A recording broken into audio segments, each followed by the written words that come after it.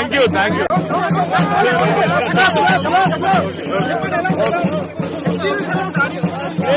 ఉందండి.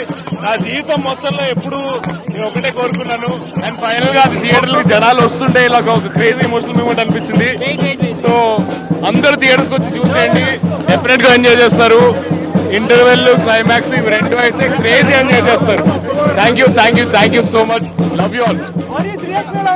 బాగుంది, చాలా బాగుంది.